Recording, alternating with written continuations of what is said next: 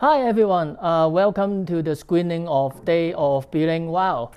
When people talk about Wong Kar-wai, films like In the Mood for Love, Chungking Express, Fallen Angels, and Happy Together usually come to mind.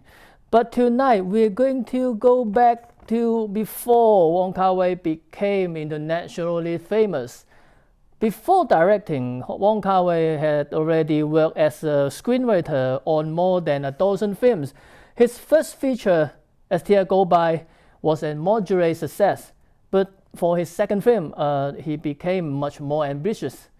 He wanted to make a film inspired by 1960 Hong Kong and memories from his childhood, and instead of making another gangster film, he wanted to create something totally different. That film became Days of Being Wild, the film we are about to see.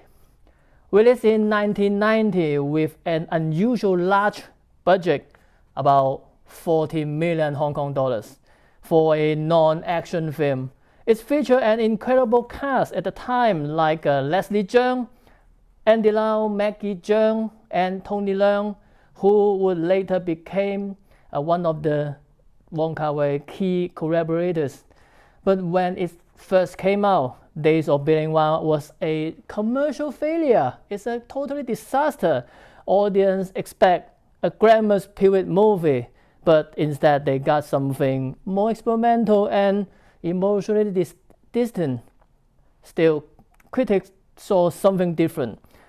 It actually won 5 major awards at the Hong Kong Film Awards, including Best Picture and Best Actor for Wong Kar-wai, and also Best Director for Wong Kar-wai and Best Actor for Leslie Cheung. Days of Being Wild is seen as one of the films that defined Wong Kar-wai's style. So that a little background before we begin. My name is Terry Cheung, and I hope you enjoy the film. Thank you very much.